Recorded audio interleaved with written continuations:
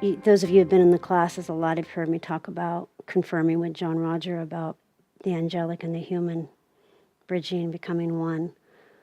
And I've seen as of late the human, angelic, Devic, and elemental bridging. But really, even bridging is a misnomer because it's not about, oh, gee, we'll get to know our neighbors better. It's, it's really about the consciousness of God integrating, collapsing into itself and amplifying through its expression in the four disparate streams of creation. We talk about the angelic. If we had to express the lesson in one sentence, it would be angels are born in absolute surrender, oneness with God's will. And they evolve when they get to be around archangel to free choice. We are born in free choice once the veil drops, forgetfulness, if you will, and we evolve to absolute surrender. So they are born to where we evolve, and we are born to where they evolve. So as the human and the angelic are becoming one, that consciousness of God is both remembering and forgetting at the same time. So then you look at the Devic. And of course, we're aware of angels. I mean, they go through every religion, philosophy, etc. And you go, well, they're not real, they're not tangible. How could all these different religions and philosophies have some version of an angelic presence? Because they're tangible, we are aware of them. Well, the angels are certainly aware of the humans. So they come in and overshadow and serve us to learn about free choice. So that's God learning about remembering and forgetting at the same time. And we experience in the angelic that absolute surrender, that messenger of God. Well, then you look at the Devic. What is the lesson? What is God learning through the Devic? What is God learning through the elemental? Elemental, air, earth, water, fire. Collective consciousness. If we have a glass of water here, we have the ocean. Well, is the ocean aware of what this glass of water is experiencing? Well, it's all water. It doesn't individuate like we individuate in bodies. But this is water. There's a beautiful, Muktananda had a beautiful analogy of God, that you have the ocean and that's God, and then you take a glass in and you scoop it up and that's God as well. That's a body, that's a soul, that's individuation. Now you pour that glass of water back into the ocean of love and mercy, and it goes back to God, into the allness of God, but it's just as much God in the glass. So collective consciousness. Well, the devas sing the plants awake and alive and grow the plants through song. The devas will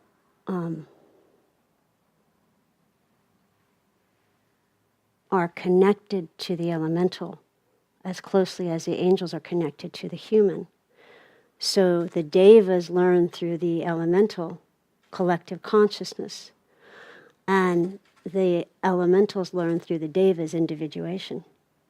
So again, it's a different aspect of God commingling, if you will. Now when a deva evolves to like a mountain deva, they evolve to collective consciousness. When, let's take Earth evolves, which is an elemental, when it evolves to like the logos of a planet, it evolves to individuation. So again, you have the elemental evolving to where the deva is born, and you have the deva evolving to where the elemental is born. If you can more ride the energy of it into that singularity of God's purpose, which has been individuated into four streams. In my experience, those four streams are now intermingling and pouring back in like a waterfall into the ocean of love and mercy. And we are privy to that and can experience that as a waking living reality and consciousness. And that's the opportunity of all this. And I am so thrilled when I've shared this kind of thing as I have been for maybe, 6 weeks. People nod their heads. They're like, yeah, of course. Oh, absolutely. And we did this kind of introductory big workshop in a room with some brand new people. And I first share out. And I'm like, okay, this is going to sound weird. And the guy's like, yeah, of course. Oh, absolutely. I'm like, really? Because I thought it was weird. And he's like, no, people, they don't think it's weird. I've been sharing this with people who've come who are not involved in anything we're involved in. They're like, yeah. So something is up. Something really beautiful and expansive and ordinary is up.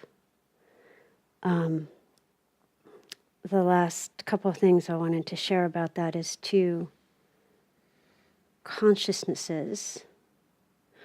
And it's interesting, I just want to let you in on my process and, be very authentic, because it's the first time I think I've shared with you where I'm not sharing from a consciousness, like from an archangel. I'm just sharing about my own experience. So it's different. And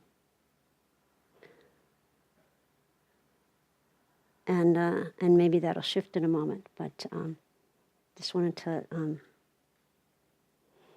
increase my intimacy with you. So 2 consciousnesses that I've become aware of. One is we've called the bright ones. And we did a meditation to the bright ones, and the bright ones are living manifestations of that bridging. And they take you out of your body pretty quickly. They are, if you could see what they look like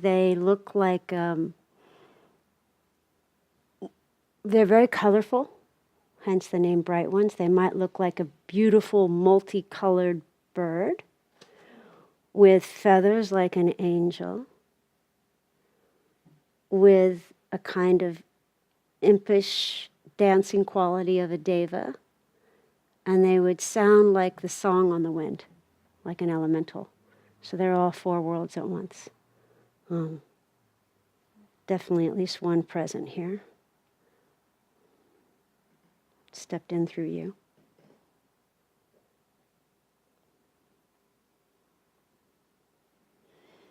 And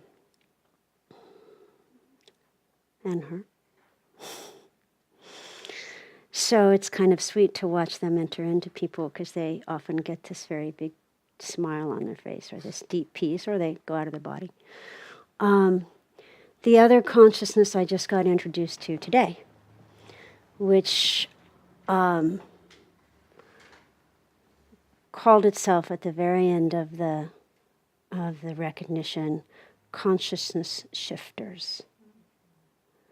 And so what they are is, there are,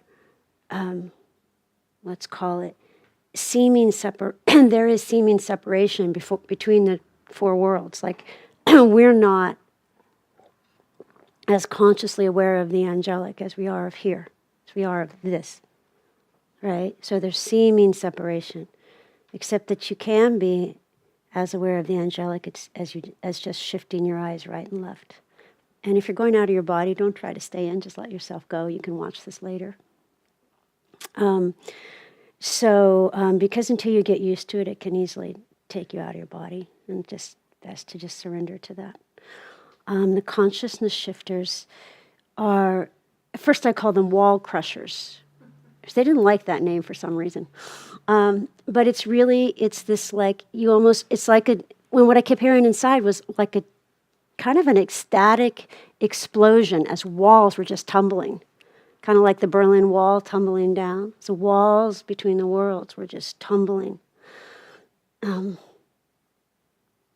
Just very beautiful. Just God's loving increased, if there is such a thing, but really it's that, just the walls coming down. And these beings are ones that, to say they dismantle the walls is not accurate. To say they stand in the presence of the walls being dismantled by our consciousness is more accurate. So they stand and hold while we open our hearts, even with what's going on in our country and their seeming discord. Have you noticed how people have been coming together? It's been quite beautiful. So as we crush those walls, if you will, and just say, you know, Father, nothing is more important than the loving. They stand in, and they stand in and support that process. Well, that's going on with the worlds, where those walls are coming down. But really what it is it's like if you dream and then you awaken from the dream, it's not that somebody went in and bashed the walls down between the dream reality and this reality. You just shifted your consciousness. You just woke up. So as we go into these four worlds and this enhanced God consciousness, we're simply waking up.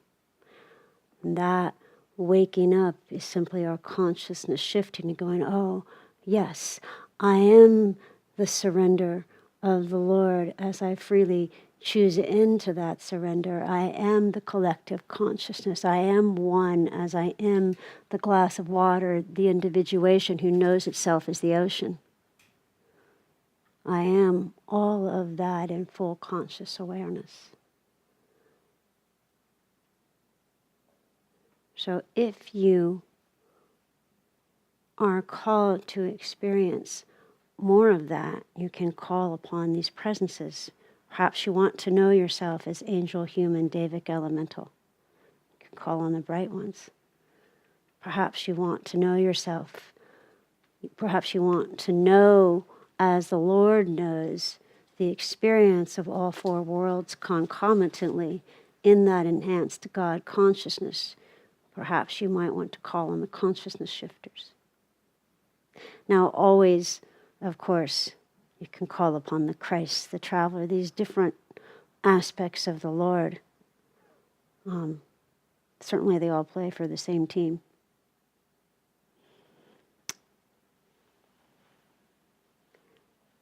And the action of the Christ, the Holy Spirit,